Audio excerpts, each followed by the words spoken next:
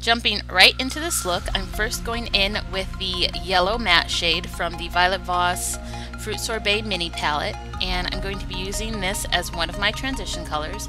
So I'm placing it above my crease and lightly bringing it up toward my eyebrow area.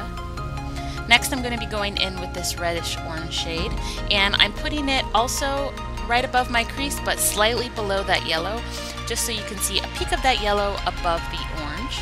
And once again, I am going in windshield wiper motions, blending it out. I want this look to be very diffused near the eyebrow area. And then I'm going to go back in with the brush that I used to apply the yellow shade without any extra product and use that to blend out the edges of that reddish orange.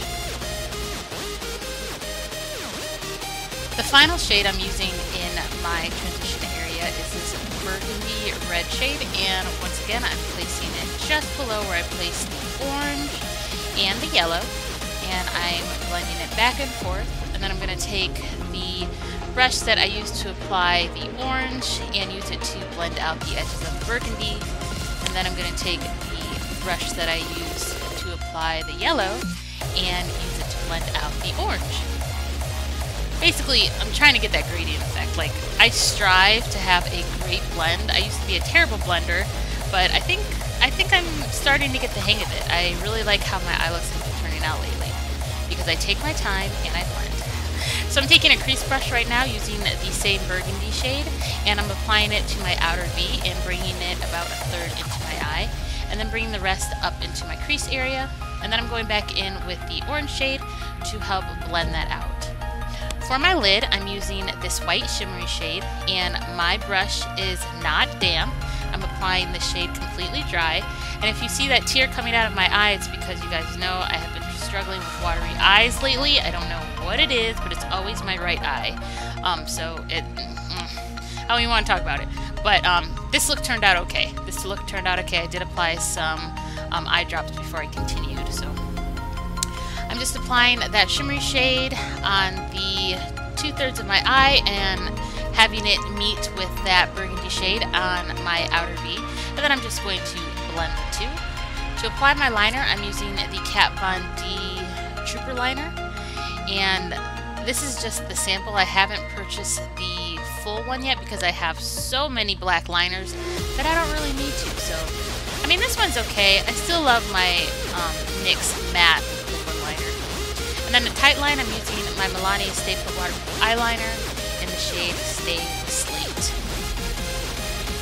Alright, so for the bottom lash line, I first applied my NYX Jumbo Eye Pencil in the shade Milk, and then right on top I'm applying this neon green shade, and I am really pressing it into my lashes. Now, I did end up going a little bit too low, so I did use a makeup wipe to get rid of some of that thickness that you see. And that was pretty much it for the lash line. I just applied my mascara, and the eye look was done. I didn't use any kind of orange or red underneath my eyes. So you guys have seen my complexion so many different times, but you know, I love doing my complexion on camera because this is the most relaxing part for me. I mean, I love creating eye looks, but the complexion is my favorite part. I could spend hours just working on my face, and I know there's some people out there too that, you know, enjoy a good complexion routine, so that's why I continue to leave them in my videos. So you guys know, for my concealer, before I apply my foundation, I use the Maybelline Neutralizer and the Too Faced Multi-Sculpting Concealer in the shade Taffy. And then for my foundation, I had to go purchase a new one because I am so tan.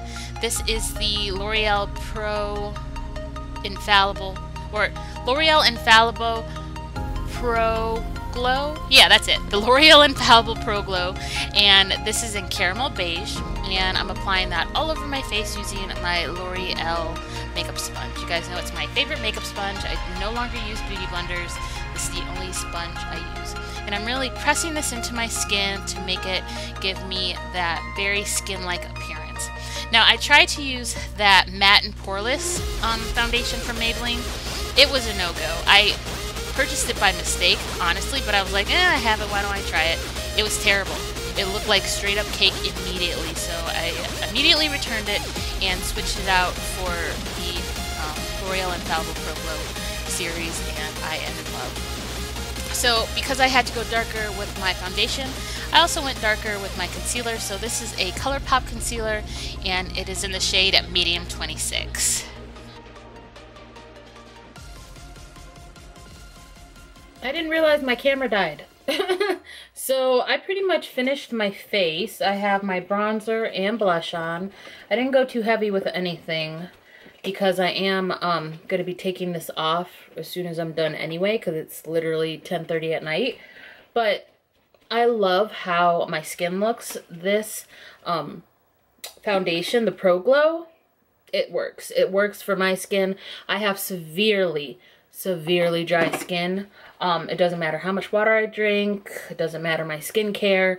I cannot put anything mattifying on my skin, or it just turns to cake. So that foundation is working great. And of course I set my face with my Becca Hydra Mist powder. This stuff is amazing too. And you guys saw me set my under eyes with my Peach Perfect. I am convinced that is the only powder that works for me because my under eyes are looking amazing. So the only thing left to do now is the highlight and the lips. So I'm going to do my highlight, and I'm using the Catrice Liquid Metal Eyeshadow in the shade We Are the Champagnes. I've had this for a long time. I love it. And I'm just going to do a kiss of highlight.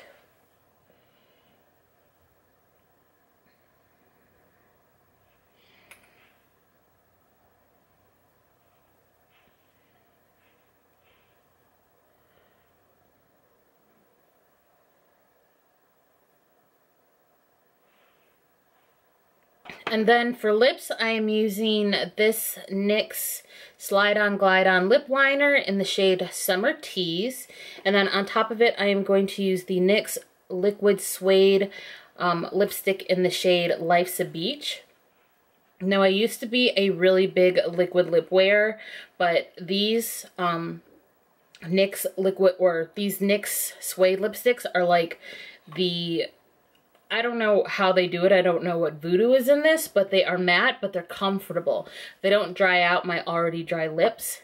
And then to give it a nice gloss, I'm going in with this Pat McGrath lip gloss. Now I know Auntie Pat has come out with some foundation. I believe it was out on the 26th. So I'm going to see if I can get my hands on it. After, of course, oh my god, my lips are crooked. After, of course, I see some reviews to see if it's good for dry skin. I can't talk while I do my lips, so let me just... So this is the final look. And I don't want to be bothered putting on a wig because I'm just going to be taking this off as soon as I'm done filming anyway. So I figured I would just show you guys how I revive my curls. So I'm going to pull the camera up a little bit into my hair so you can see the hair. Okay, so what I do is I take a little bottle with water and peppermint oil, and I think I have a little bit of avocado oil in here too. And I just put it all over my head, and I make sure not to get it on my makeup, obviously, because it'll leave tracks in my makeup and I don't want that. Well, I got a little bit right there, as you can see, but that's okay. So the reason I mix the peppermint oil in with the water is because I want to stimulate my scalp. It gives this nice tingly sensation. And then, of course, I use avocado oil for the moisturization. And then I take my Jamaican black castor oil, and I just run that in my hair from the crown, starting from the crown, and then just moving it all around my hair. And I like grab my curls and I pull them up to try to stretch them out a little bit.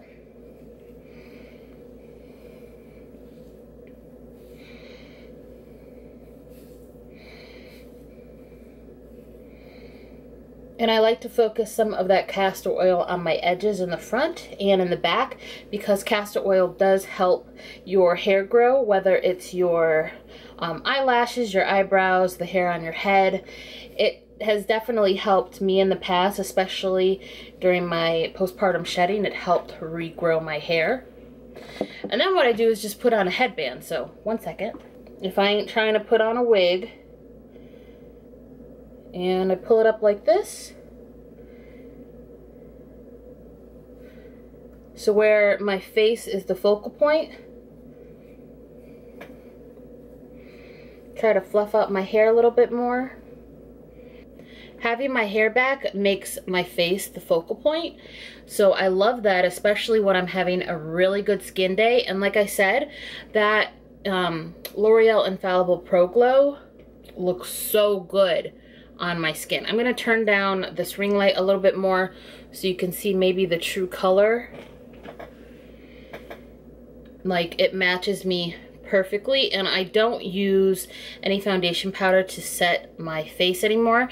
I was using the Sephora Micro Smooth to set my face, but now I just use translucent powders. And this is what it looked like. And I'm going to zoom you in so you can get a closer look.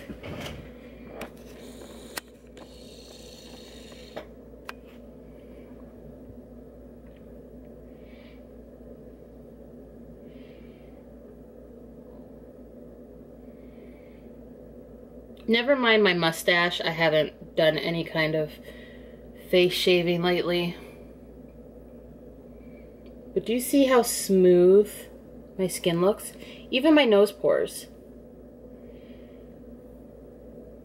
My under eyes, it just, ugh.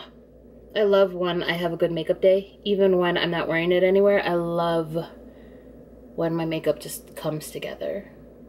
Anyway, guys, I hope you enjoyed this video. If you did, give me a big thumbs up and press the subscribe button down in the description box so you don't miss any more content from me. And everything I used in this video will be down below in the description box as always. So definitely make sure you check me out in the next one.